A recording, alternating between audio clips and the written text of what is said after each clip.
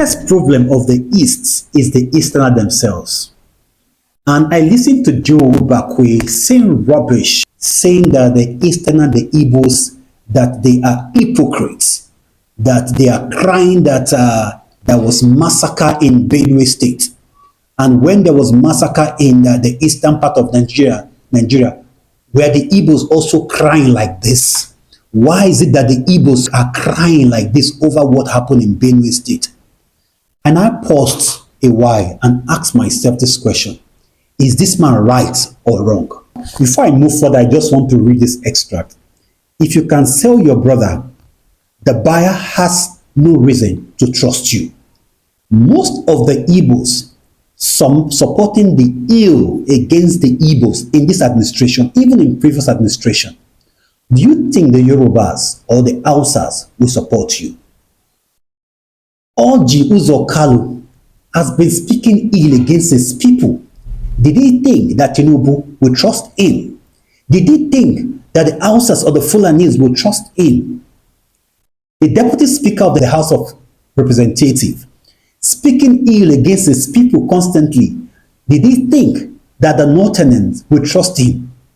Once you betray your brother, people do not have any reason to trust you.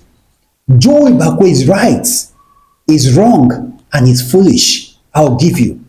It's right in the sense that most of the rich people in the eastern part of Nigeria, they have not for once cried to the ears of the federal government that our homes are on fire. Why? Because they are comfortable with the money they take from the federal government. He's right because he himself has never spoken up in defense of his people in the eastern part of Nigeria.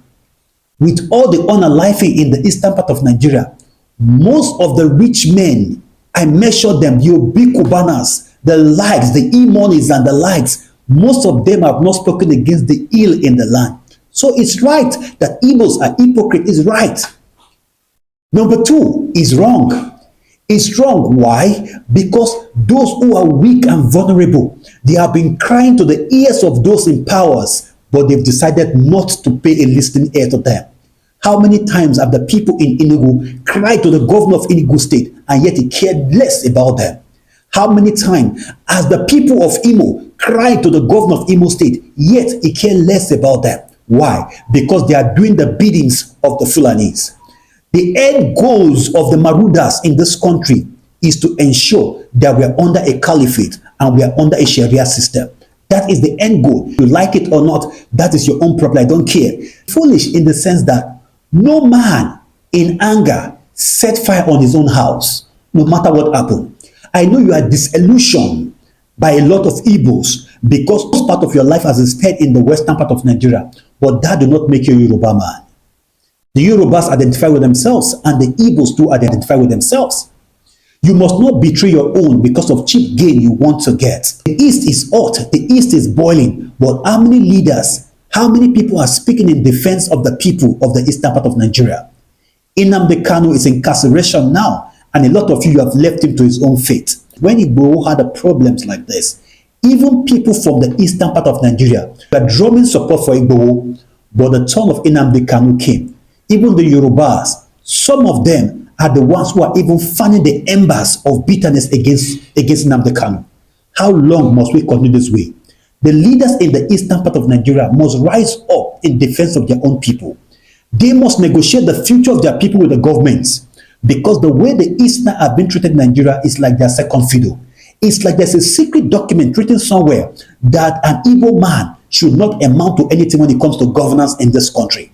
And that shackles must be broken. That chain must be broken. And if this must be broken, all the rich and the mighty in this country who are Easterners must come together and form an alliance.